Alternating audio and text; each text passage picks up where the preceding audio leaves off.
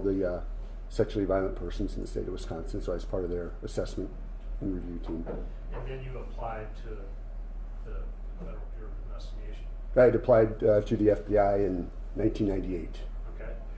And so you went to, did you go to school in Quantico? I did. And what does that entail? It's about 4 months of rigorous training, both legal, physical, mechanical, a lot of just the basic training that'd be required to have basic competence to become an agent in the field. And you said you've worked there since 2002, was it? Yes. So about 23 years of experience with the FBI plus prior law enforcement experience. Yes. Are you familiar with the case of the Skelton children? I am. And how did you come into contact with this case, or how did you become knowledgeable about this case? I was, at the point I was assigned to our Ann Arbor resident agency, which does cover Lenawee and many other counties. I received notice that there's an Amber Alert, and I was ordered to report to Morenci, and I did report to Morenci on or about November 26th or the early morning of November 27th, Okay. 2010. So we had prior testimony that an Amber Alert went out sometime after 10 p.m. And what you're saying is you responded somewhere shortly after that. Is that Yes, accurate? yes, I responded to Morenci. But you didn't look at your watch to say I stepped in at Correct. 12:01 or 11:15. Right. Understood.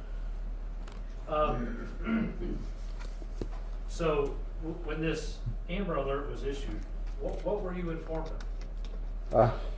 Take your time. Yeah.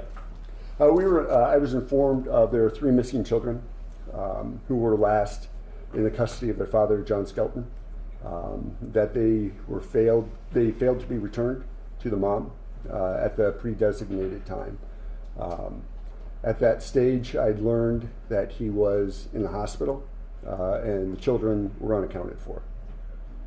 And did you then respond to 112 East Congress Street? Yeah, I initially showed up to our command post. I think it was at the Morenci Police Department or the City Hall. I think they were combined. And I was assigned to stay in the Skelton residence as we were getting all the other resources available, get Michigan State Police, all their forensic people there. So I stayed in the house that first night. So when you say you showed up to the command post, how many people are there? Who was there? Initially, I was one of the first responders, so there was only a handful. I think Larry was there, Chief Weeks was there, we had a couple FBI agents. I think our on-duty agent was there.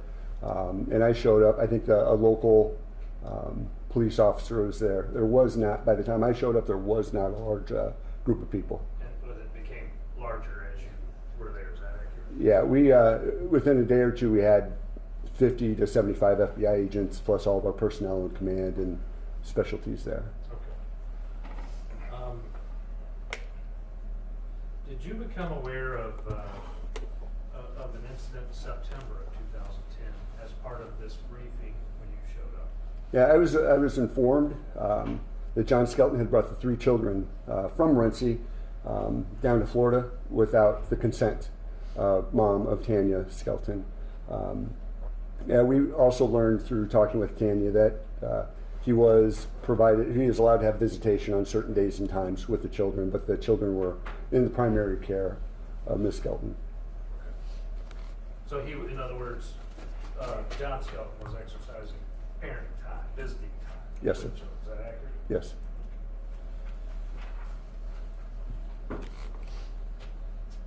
And was there a time when Tanya Skelton, or Tanya Zubers now, was interviewed by the FBI? Yes, there was during the initial response. And is that where you learned this information of what had transpired over the few months prior to the reason for the Amber Alert? Yes.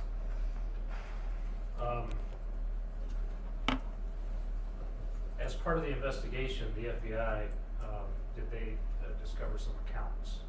Yes, we started a robust investigation.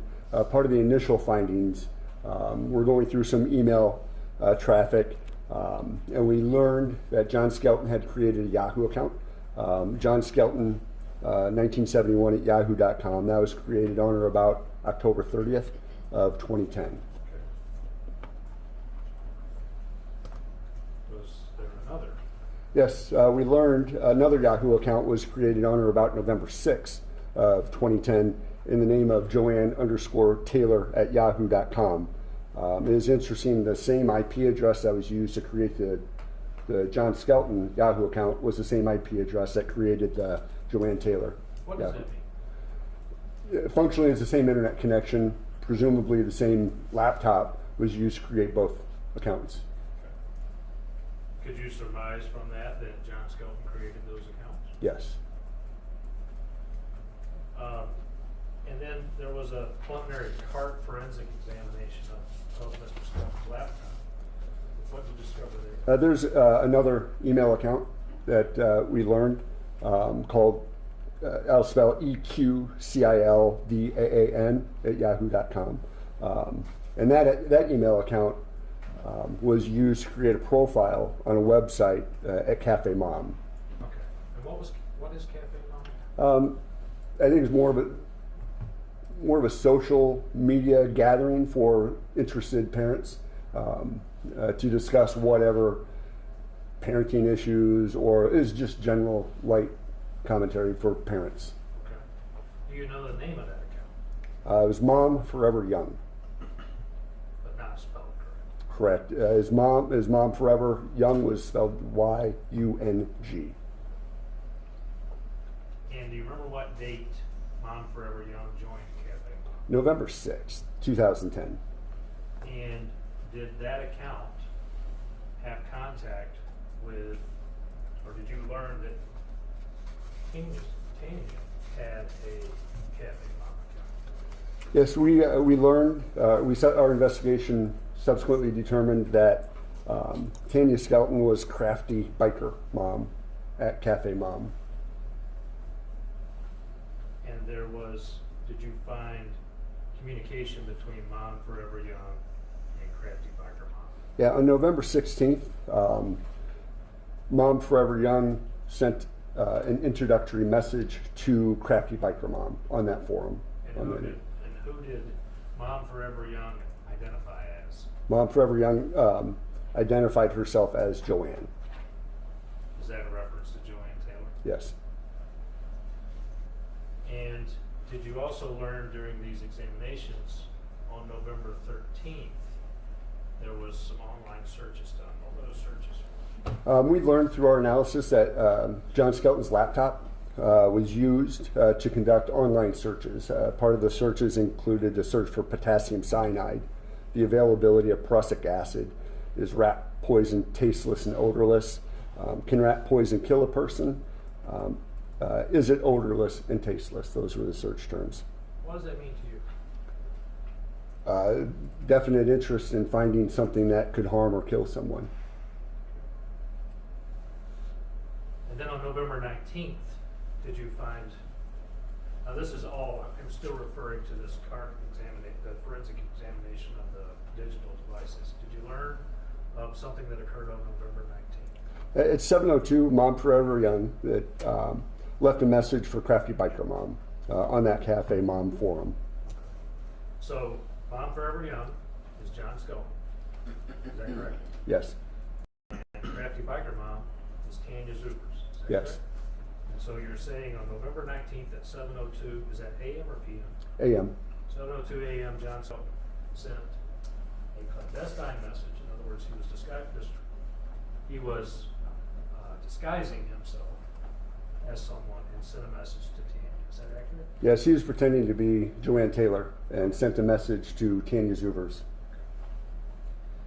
And then later that same day at 3:01, what did you find? At 3:01, Tanya responded and asked, pretty much, who are you? Tried to request, who are you, why are you reaching out? And at the same day, the user said, hey, I'm Joanne Taylor. This is the account that was created by John Skelton. Yes. Did this Mom Forever Young, did she give an explanation of how she knew John Skelton. Yeah, at 4:33, a response was sent back to Tanya, identifying her name as Joanne Taylor, and described a background as to how she knew Tanya and how, in fact, Joanne Taylor knew and met John Skelton. And that description was laid out as they had car trouble. John decided to stop by, help them out, noticed that they had kids, was offering them food, helping them out quite a bit. And also noticed like a Cafe Mom sticker. So he realized there's a connection with Cafe Mom. And this is all found out through this account created by John Skelton. Yes. Correct? Yes. Continuing on with this forensic examination, what about November 20th, 2002? November 20th at 5:20, the analysis determined that Skelton's laptop was used to conduct an online search at Bing.com on how to break a neck, and then further, how can you break someone else's neck with your hands? That was accessed, and from 5:29 to 5:45, the following searches were conducted: neck and spine, spinal cord, cerebellum, brain, and brainstem. Okay. And then the next notable discovery would have been November 24th. What was that? Skelton sent an email to his friend who was in North Carolina, advised his friend in North Carolina by saying, "Killing myself tonight, but right now I'm fine." Through your investigation, when was the last time a non-family member saw the children? Thursday at 2:30. The Thursday, November 25th, 2010, at 2:30. Okay, so that would have been Thanksgiving Day. Thanksgiving Day, 2:30 in the afternoon. And to the best of your knowledge, he had visitation from November 24th through November 26th? Right, he was scheduled to return the children at 3 o'clock on November Thanksgiving. 26th. So Black Friday. Black Friday, yep. Yes. Did you learn of Tanya Zuber's? Where was she located? Where was she at on Thanksgiving Day? She was having Thanksgiving with her family, not in Morenci, in Tunkel, Ohio. Did she inform law enforcement that she had ignored several calls and texts from John? Yes, she did. Because she was spending the holiday with her sisters, accurate? Yes. Was there a time that you learned that she being Tanya, spoke with John? Yes, they spoke later that day. When they finally connected, John had said that he was angry, that she wasn't responding to calls. He demanded, "Do you still love me? Is there a chance of reconciliation?" She replied negatively, that there was not. His reply is that she would never hear from him again, and then hung up the telephone. Did you find out some information about a next door neighbor, Adam Johnson? Yeah, Adam Johnson was a next door neighbor who, on that Black Friday evening, right about 11:30 in the night, heard a car door slam from John Skelton's residence. You said it was on Black Friday, but did you mean at the end of, it was right before Black Friday? Yep, I'm sorry. Yes, the 25th. So on 11:30 p.m. Thanksgiving Day. Yes. Correct. I know the date changes at midnight, but Yeah, well, I yeah. want to keep the date straight if we Yep. can. On November 26th, between 1:10 a.m. and 1:41 a.m., what did you find?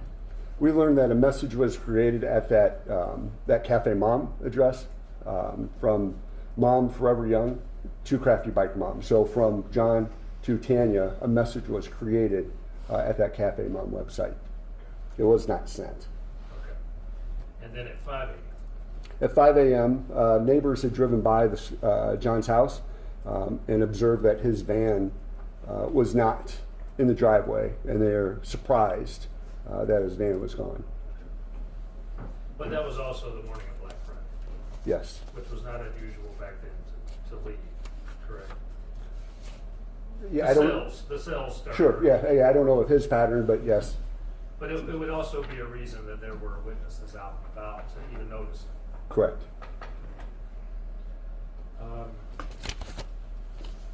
Now that draft, was it eventually sent to Tanya? Yeah, the draft that was created earlier that day was sent out at 7:02 in the morning from Joanne Taylor, John Skelton to Tanya.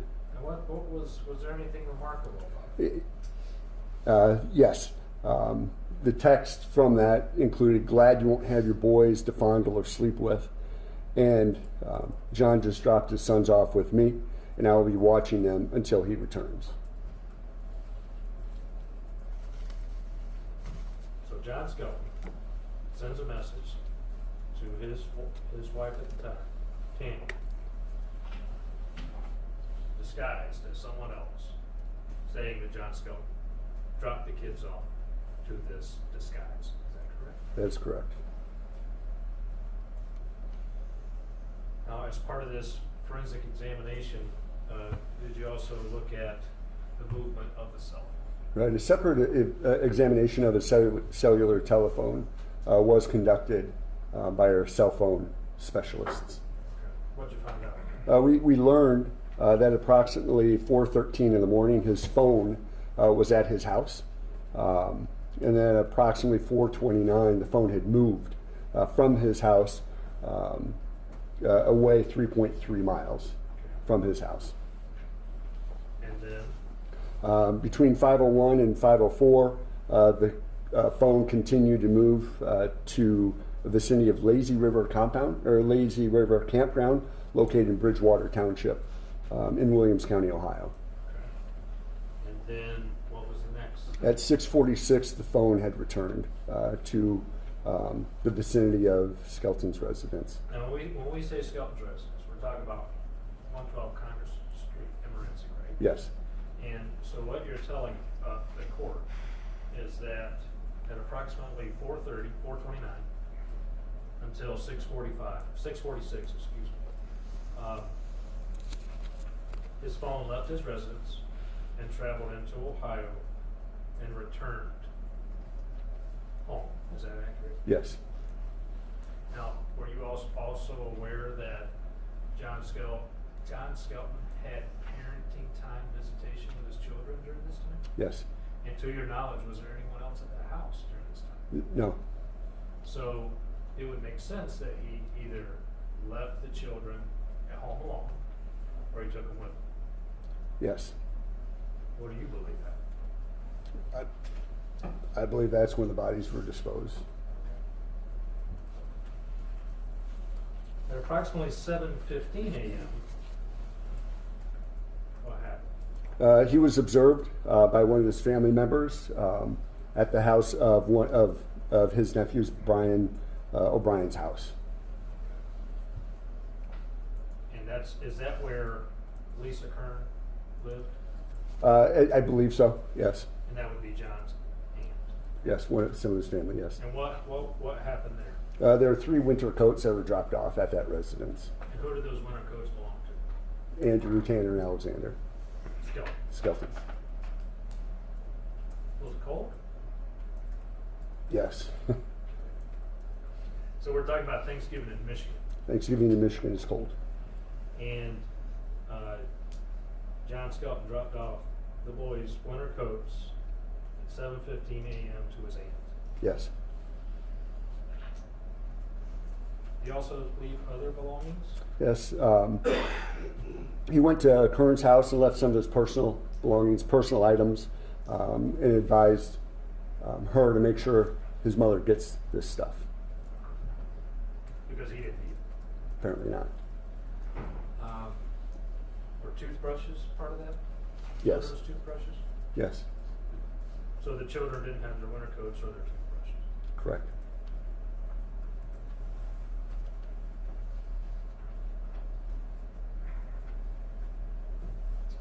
At 8:54 a.m. that morning, what did you find? 8:54, we went. Our analysis from his computers.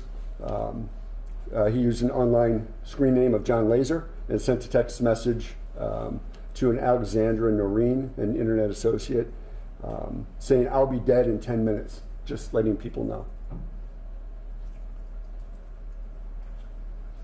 At approximately 11 a.m., what happened? Tanya reaches out for John and asks if he can pick the kids up at 1 o'clock. And then his response via text is that he and the children were with a friend north of Jackson, Michigan, and he'd be unable to return them any earlier. He continues, "Things are real complicated right now. I'm on the way to Fulton Hospital. I wasn't honest with you. I've been waiting for the boys to come home too." So he tells Tanya at this point he doesn't have the kids, Correct. and that he's on the way to the hospital. Right. But we don't know why at this point. Correct. Through your investigation, did you find out why? Subsequently, we learned that he had hurt his ankle. You know how he hurt his I do not know how he hurt his ankle. Do you know if he was attempting to commit suicide? I'm sorry? Do you know if he was attempting to commit suicide? He reported that he was attempting suicide,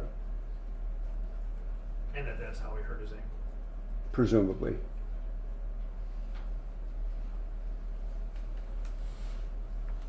Do you know when the last login to Mom Forever Young account was? November 26th at 11:12. Okay, so ever since that day, to your knowledge, and the search warrant, updates on the search warrant, there's been no more activity from that account. Correct. And that's the last time John Skelton would have had access to that account, is that right? That's correct.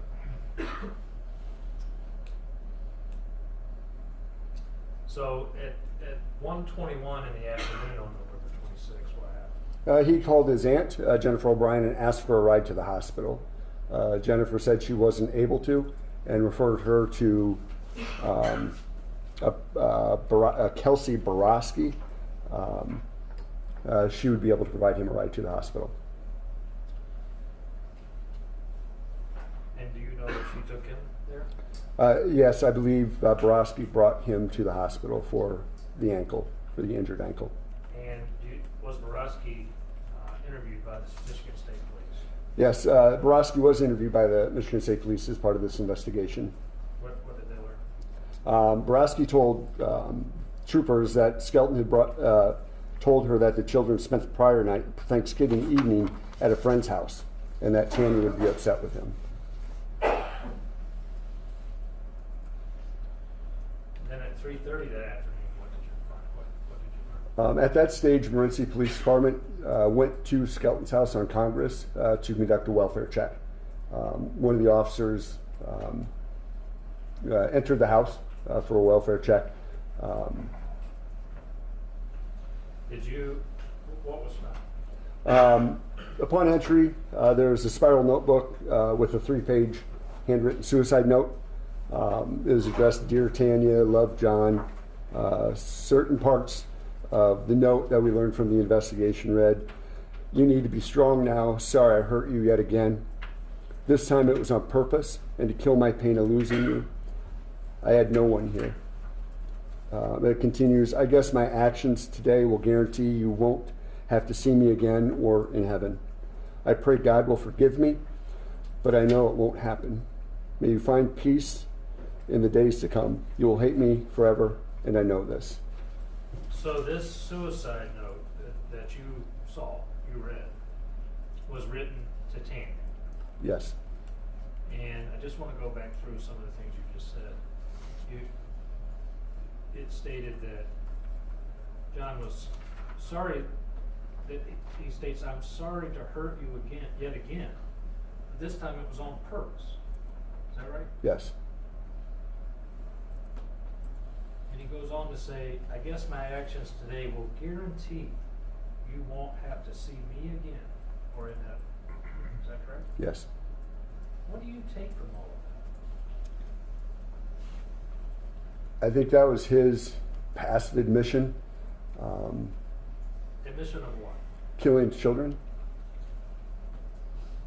And that part of that is he knows that Tanya can never forgive him for what he did. Correct.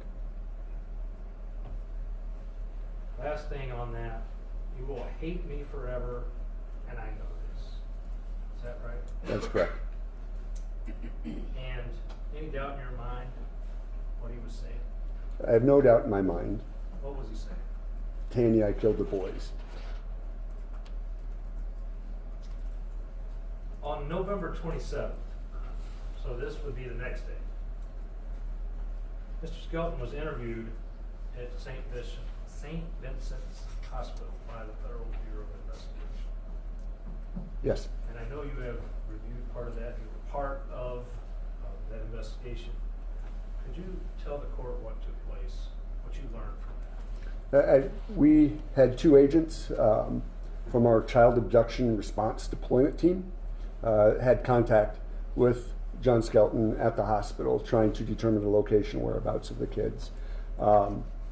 At that stage, I believe they also had Pastor Galloway there. Who's Pastor Galloway? I think it was the family pastor of the church, and I think she was helping them out, helping their relationship, their marriage out as well.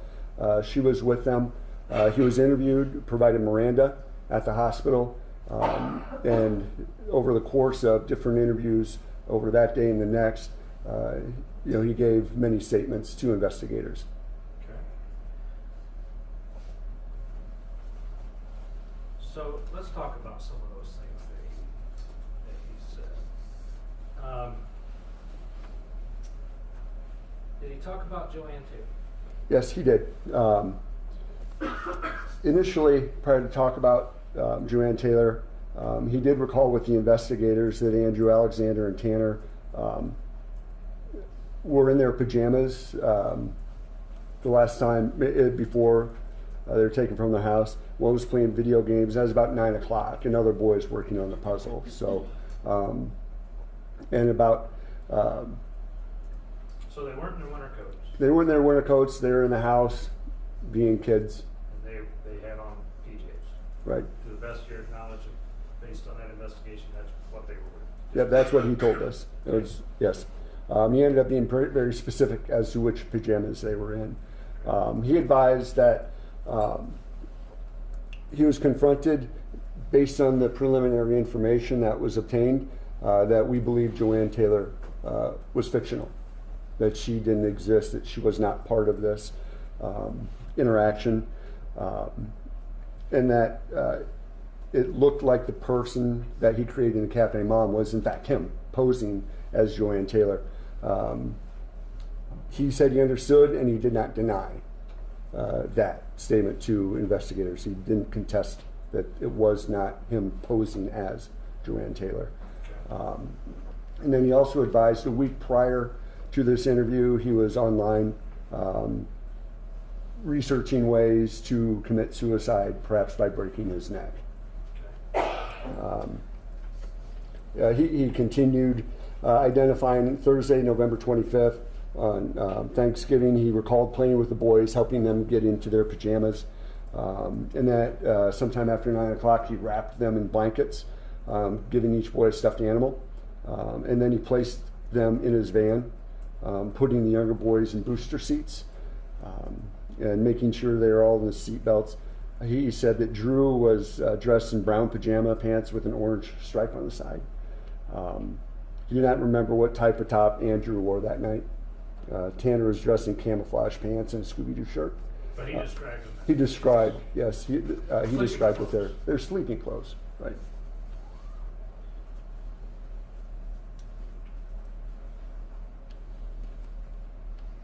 Now, he didn't recall the stuffed animals, Correct. or which ones. Yeah, he wasn't, gave to what. right, he wasn't certain what stuffed animals he gave.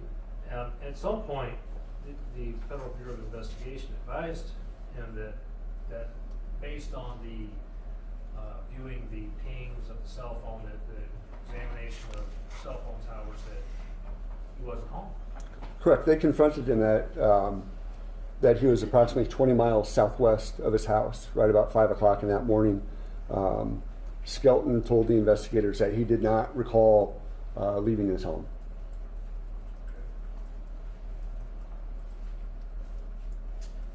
But then, as this conversation continued, did he say that they may be in a schoolhouse? Yes, he said he indicated that he directed the investigators to go look in an old brick schoolhouse in Kunkel. He described the schoolhouse as a 2-brick building with a chain link fence, pretty specific about it. He said it was deserted but still open. He advised the history that he used to meet Tanya's sister there and exchange tomatoes, and that the family lived very close to that schoolhouse in Kunkel. Okay. And do you know if that schoolhouse was searched? Yes, we deployed a team very quickly there. So while this investigation is while this interview is happening, there's a team searching the schoolhouse? Right. We would get actionable intelligence, and we had sent it out to investigators who would resolve that as quickly as they could. So it's safe to say there were a number of law enforcement officials working this case all at the same time. There's a large number of investigators from many different jurisdictions and agencies, and a large response to this Kunkel school. Okay. And so nothing was found at the schoolhouse? Correct. And then was he confronted with that information? Yes, he was confronted, and then he provided a separate place to look. And what was that? Well, the story that he brought up was that he had a nightmare that scared him, and he envisioned that he was standing in Holiday City, Ohio, on Highway 15. He is across the street and described a nice hotel where he had stayed with Tanya in the past. Had good memories about that event. He further directed investigators to a dumpster that was adjacent or an immediate area of this hotel. It was next to a mom and pop restaurant. And he advised agents that there was a light there. He's very specific about it. And I think he drew a map or was provided some sort of reference and put an X on the spot that agents should go searching for the boys in the dumpster.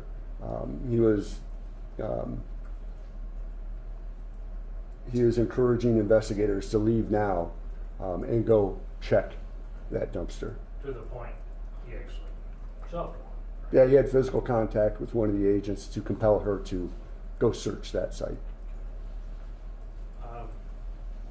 Did he continue on to talk about Joanne Taylor being there? Yes, Joanne Taylor came back in, and that during his dream he described having tunnel vision and seeing that he saw his van pull up next to the dumpster, and then he saw Joanne Taylor there, and saw Joanne Taylor get out of his car. And he was concerned that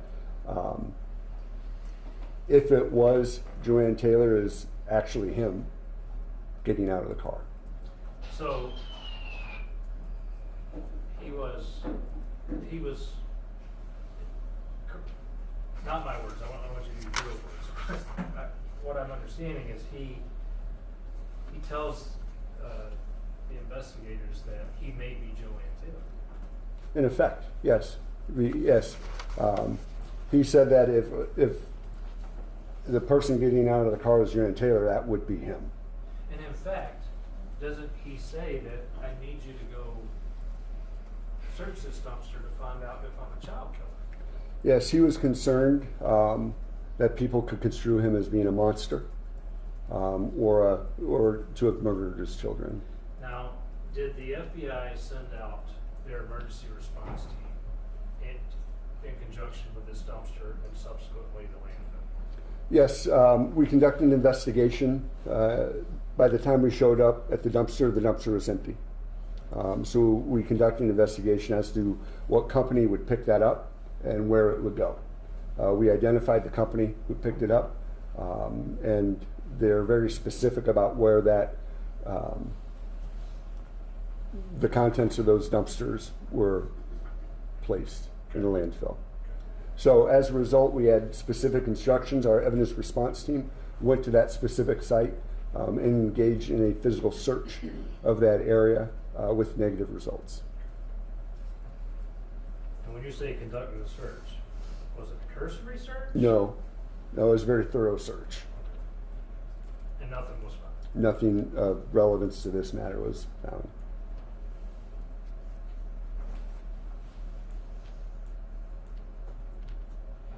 Now, towards the end of that interview, I'm sorry, give me 1 second.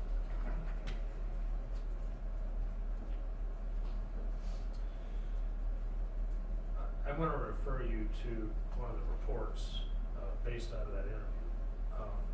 But in the report, it talks about when Skelton is recounting his dream, and he talks about Joanne. What's his physical reaction? He had a strong physical reaction. He began to cry heavily and hyperventilate. And this is during the time where he's questioning if he is Joanne Taylor. Yes, yes. He said he got hot, his chest hurt. He just had a very strong visceral response when brought back to that dream and his debate whether or not he was Joanne Taylor. And he was insistent that the boys were in that dumpster. Absolutely.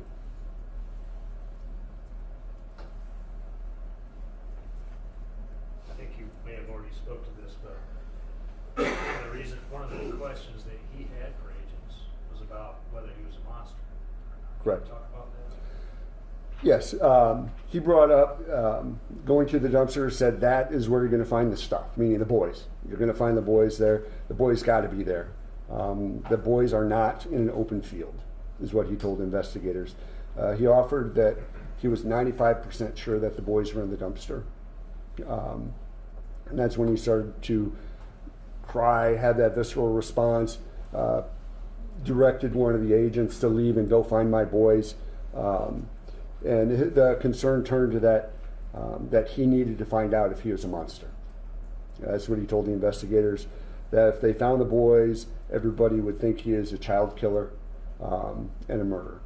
So everything that you learned from this interview, does it suggest to you that he killed the children?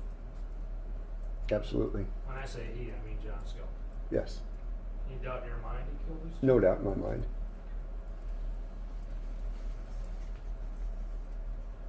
So he was also confronted during this interview about the fact that he took their coats and toothbrushes to two of his aunts. What was his reaction to that? His reaction, he took the items to his aunt's home because they did not need them anymore.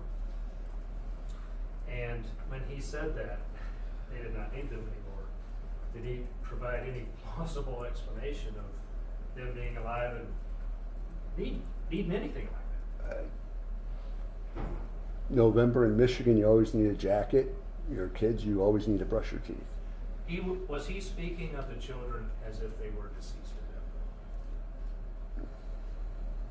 I don't specifically recall.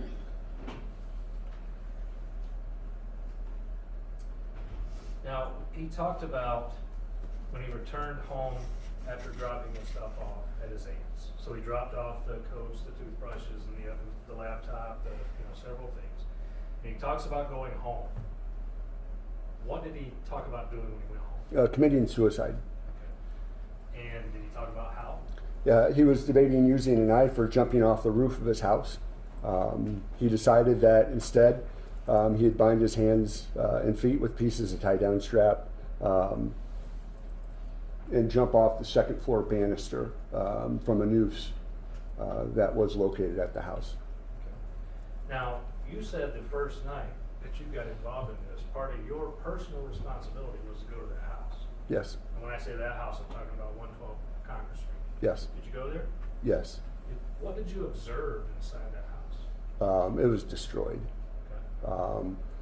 Personal items, a big cabinet was knocked over, dishes broken, cords, extension cords, cords to the TV were cut, car keys were cut, a significant amount of disarray. It's like something had exploded in the house. We noticed a noose was hanging from the second floor. From the upstairs, it was tied around the banister and hanging. That you could see it from the first floor when looking up the staircase.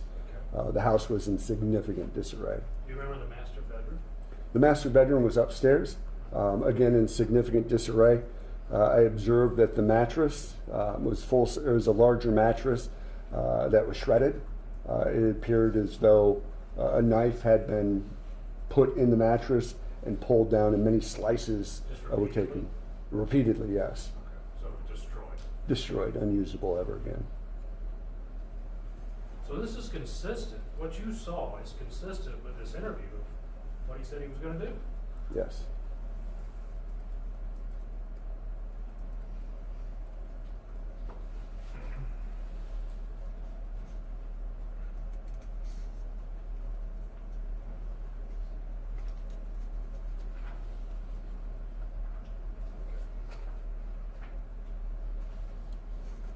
Now, at the end of this interview, why did the interview finally end?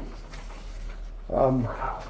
The interview ended when he requested an attorney, so the interview ended thereafter. Was that the last interview that he gave without an attorney, to your knowledge? To my knowledge, yes. And just for a reference, I'm back to page 12 of the chronological.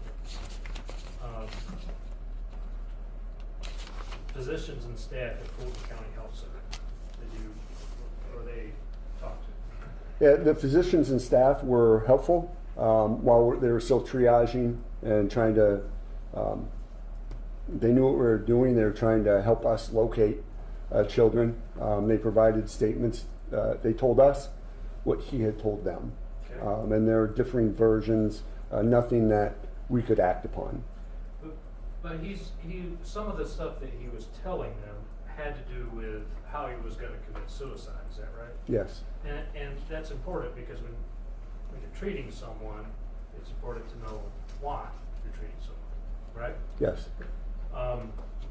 What did you learn from those stories? Were they all similar? No, they're Or did he- disorganized. There's no consistency to the stories that he is providing medical staff. There's nothing that we could do that we could use to help locate these children. So fair to say, the one thing you did learn is that John Skelton is a liar. That was clear. Now, he was eventually transferred from Fulton County to a crisis center. Yes. And that would be, and he also was admitted to St. Vincent's Hospital. Right? Yes. And did you try to speak to their staff? Yes, we were unable to gain any information from that staff. In from their fact, they staff. were unwilling to be interviewed. Correct. Now, further, there were search warrants done. Let's talk about the search warrant of the Skelton's residence. I know we don't have to go in, if you've already talked about it, don't go into complete detail, but that search warrant, you were actually in the house, so you saw all this stuff. And we talked about the noose. And where was Skelton's vehicle? It was parked next to his house. So when you get there, the van that John Skelton drove was at the house. Yes. What was inside of it? Nothing of any significance.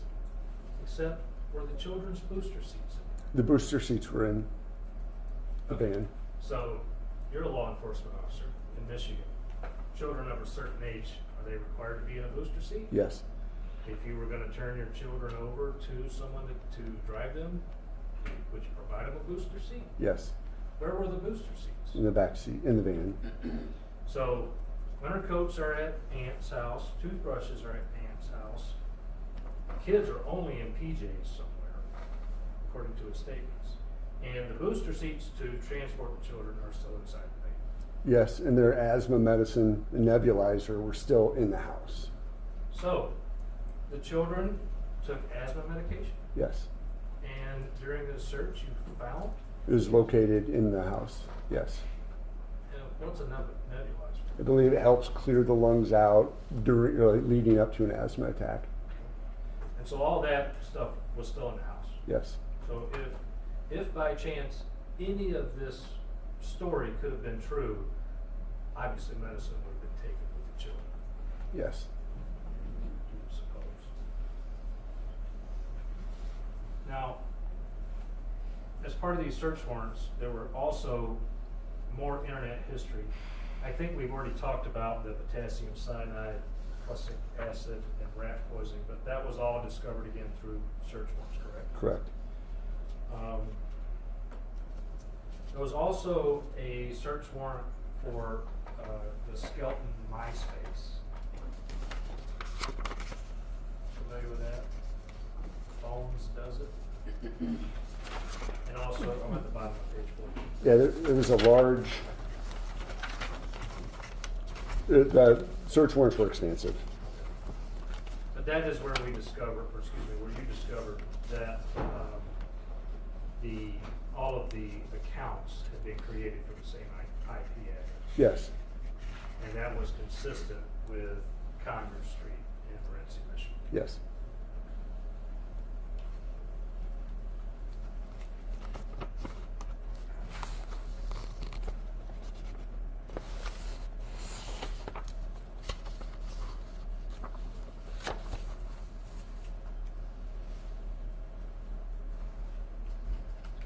So I'm going to move you forward to November 26th, around midnight, on page 16. And there was a time where Pastor Galloway drove to the Fulton County Health Center and spoke directly with John Skelton. Familiar with that? I do. I am. And what happened? During the course, Pastor Galloway would have contact with John Skelton many times, and she provided that information to us. At approximately 9 o'clock, John Skelton told Galloway that Joanne had picked up the boys on Friday, November 26th, between 10 and 11 a.m. In the morning. He believed Joanne's last name was Taylor, and that Joanne had visited his home previously. And that the next day she had shown up between 10 and 11 and picked the boys up. That's what he told Galloway. Later on, at about midnight, when she had contact with John again, he was pretty upset and told Pastor Galloway that I miss them so much. And Pastor Galloway asked, where are they? He said, they're home. They're at home. She pressed, and that she spoke to John Skelton again and said he told her on the 27th that nobody believes me. They think I made up Joanne, that she's in my head. Seeking for clarification when Joanne picked the boys up, Galloway asked, so the boys didn't go with Joanne in the morning, Friday. Skelton told her that the boys went with Joanne Thursday night. So that would have been Thanksgiving night. Yes. Okay. Galloway asked directly where he took the boys, and he replied, home. I sent them home. Don't you understand? I sent them home. What does that statement mean to you? That he sent them to heaven. Mark Pilbeam was then interviewed by the FBI. What did you learn from him? Confirmed that they were friends, and we confirmed that that eckwoodand@yahoo.com was John Skelton's email account. So one of the emails that you discovered that was created from the same IP address, you confirmed was in fact John. Yes. Okay. And that would have been his public email that he used with friends or whatever. This is well known to be his email address that he used to contact Pilbeam. Now, further, did Pilbeam say anything about Skelton talking to him about not being able to have the kids? Yeah, he recalled that John told them, if I can't have the kids, then she'll never have the kids either. And do you understand that to mean she being Tanya Zubers? Yes. And then he followed it up by saying that he would take the boys from Tanya as he did before when they traveled to Florida in September 2010. And then was Sandra Aarons interviewed? She was interviewed, and we learned that she was John Skelton's aunt. Okay. And leading up, during the interview, she recalled that they had many conversations and his interest in committing suicide. And then he also had very graphic comments about killing Tanya. Back to the search of the residence. Could you go through the things that were found? You don't have to go into extreme detail. But what was found in the search of the home? A rose. I think there was a rose. Yeah, there was. I recall a rose that was attached to the wall with a written statement. This was the rose that my first rose that Tanya had ever given me. That was, I think, affixed to the wall in some manner. I don't recall. Was there also one about the last rose? Yeah, in the last rose, there was also one, I think, that was affixed to the wall. And this china cabinet that you described, what was inside of it? Nothing was, but it was already knocked over. All the contents were strewn about. Yeah, it looked like everything had been destroyed.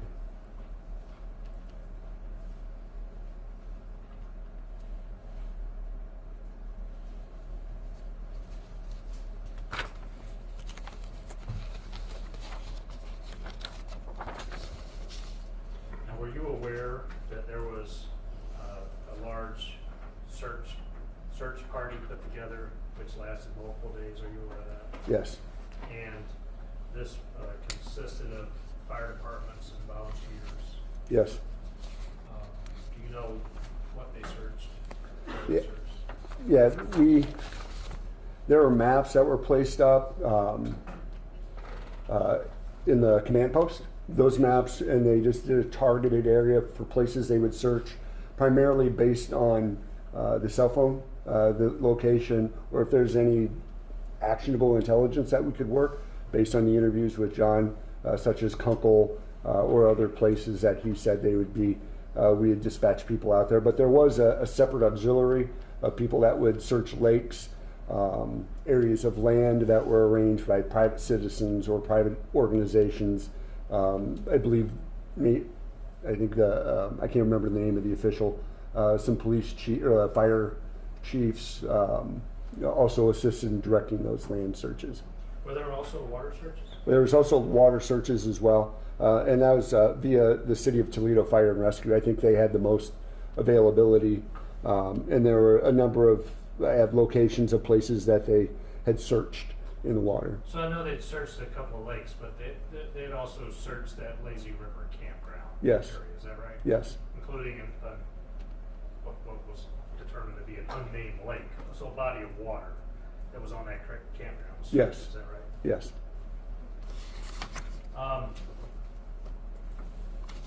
So I know you worked this case from November 26th, and I assume you've kept up with it as it's going on. Is that correct? That is. So it's been almost 15 years since this happened. Is there any doubt in your mind what happened to those children?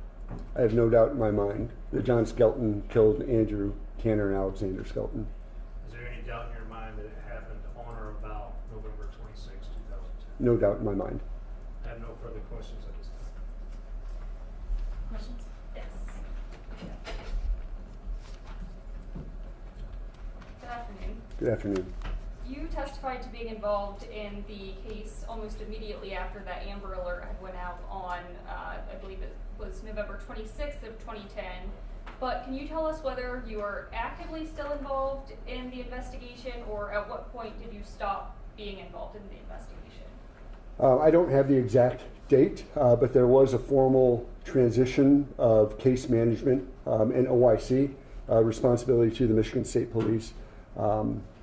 I don't know the exact time, but Michigan State Police has been the primary responding agency. Okay. And when you were still involved in the investigation, were there any calls from the public regarding any tips of the children being seen or anything like that? Yes, there's a significant response. We had a database set up, Rapid Start, I think is what it was called, might have been called CMC, where all the intake would be received, typed and assigned and resolved. So towards the latter part of the Bureau's investigation, We had an agreement with the state police that we would cover all matters outside the state of Michigan, just based on our resources and our reach, where in Michigan State Police would resolve any in-state tips. Okay, so based on the tips then that the FBI would have been responsible for, so outside of the state of Michigan, were there any tips that came in that led to any significant searches with regards to those tips? No significant searches outside the state of Michigan. I think primarily we were doing interviews, just running information down, but Okay. nothing significant. Do you believe there were any credible tips that came in outside of the state of Michigan that you or the FBI were involved in? I believe the callers believe them to be credible to their situation, but as it relates specifically to the Skelton matter, there has not been a solid investigative tip that leads us to a solid disposition in this case. Okay. Based on just the media and things that, pop up on the internet, it appears that there were allegedly some calls that came in Sandusky, Ohio, regarding a sighting of the boys with a lady. Do you recall that? We've had a number of tips. I vaguely recall tips that came out of Sandusky. Okay. And can you give examples of what types of things the FBI would do to actually look into those tips? As it relates to Sandusky, if my memory is correct, I believe there's a lady that was seen with two or three children that resembled the Skelton kids at a cafe. Typically, we would resolve those by going to the cafe, the restaurant, to the venue, having contact with the manager, taking a look at any video, any other available information that we could via interview waitresses, managers, that sort of. Okay. Are you aware of if Tanya Zubers was at any point considered a suspect in this matter? I was never aware that she was, I'm not aware she was ever considered a suspect in this matter. Okay. Are you aware of any other people other than John Skelton that have been considered a suspect or maybe still are considered a suspect? Not in the investigative, in the tips everybody says this guy did it, that guy did it, but those have never been founded. It's our position within the FBI that it's my opinion that he is the only subject in this matter. Okay. You testified a little bit about John Skelton and the alleged suicide attempt that occurred on November 26th of 2010. And I believe when you were testifying to it, you were asked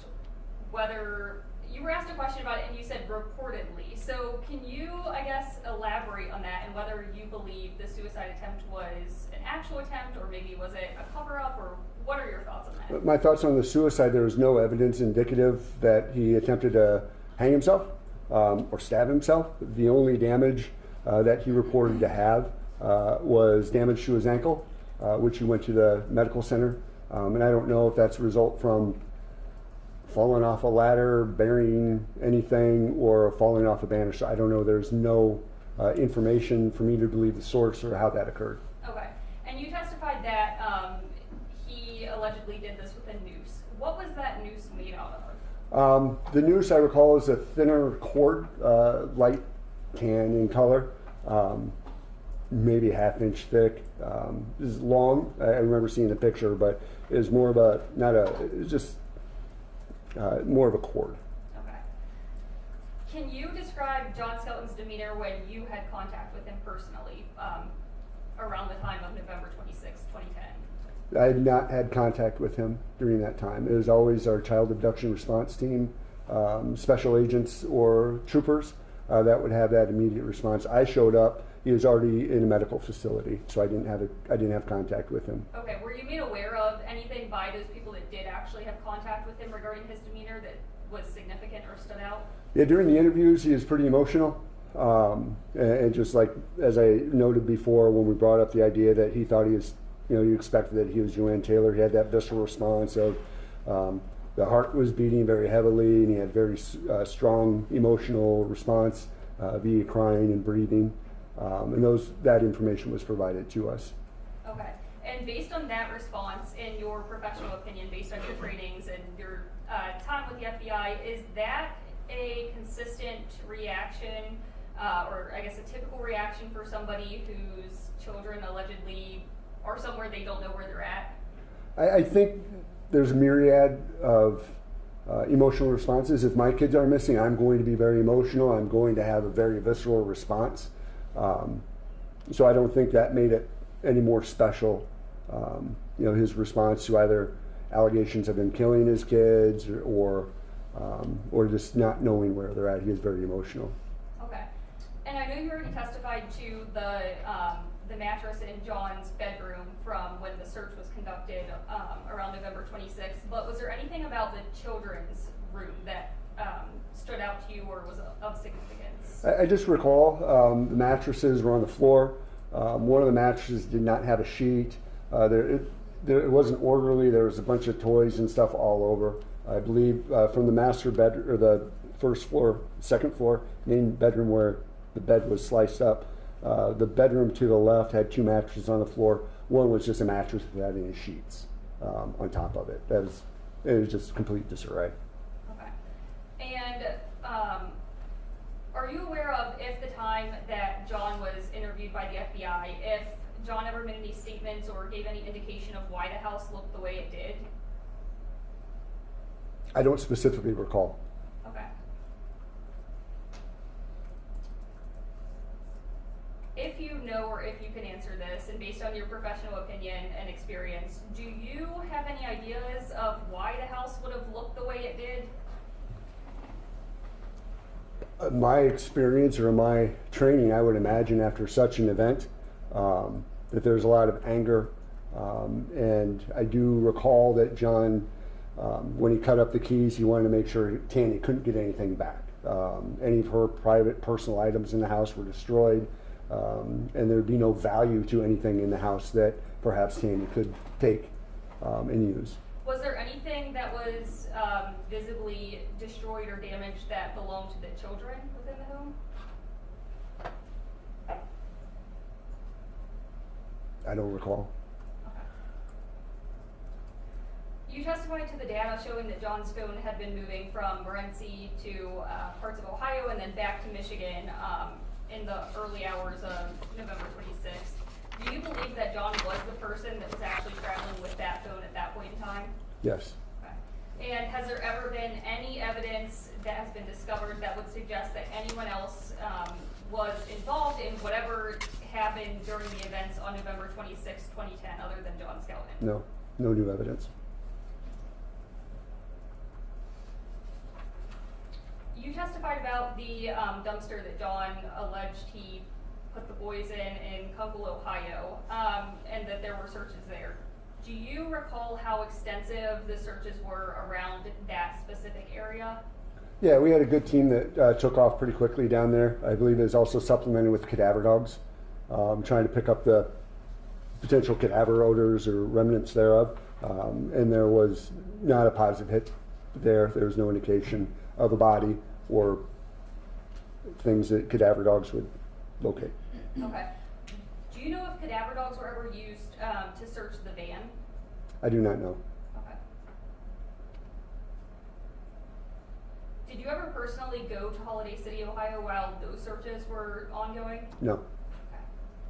And you testified that it was both law enforcement as well as people from the public helping with those searches in Holiday City, Ohio, correct? Not in Holiday City, Ohio. There was a group, I believe it was out of North Carolina, that were specifically trained in doing some grid searches in open fields and different sorts.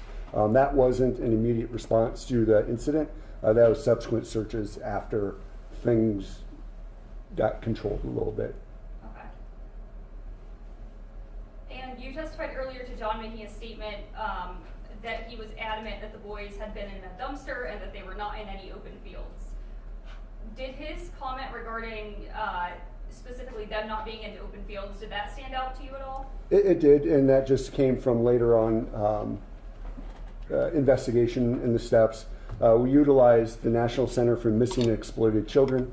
They're a national organization that helps us in many different sorts of crimes against children.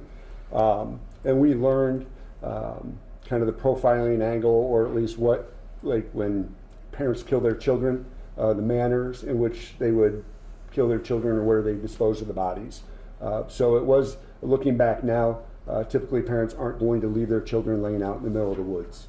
They're going to take other certain steps to try to protect them in their mindset. It's what I learned from Nick Mick and one of the profilers. Okay. You testified about those internet searches that John Skelton had done on the computer prior to the boys last being seen, which involved searches with rat poisoning and whether it could kill.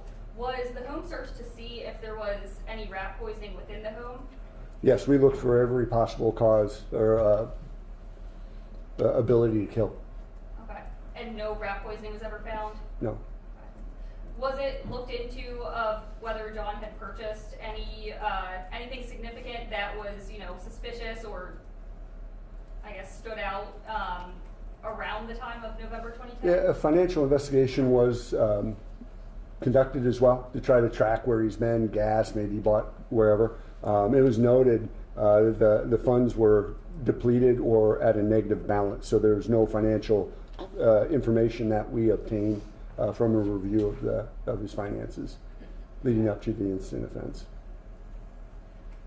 Did John Skelton ever give a reason for stating that he wrapped the boys in blankets while they were allegedly in their pajamas with those stuffed animals and putting them in the van? He just provided the information that that's what he did. He didn't provide why.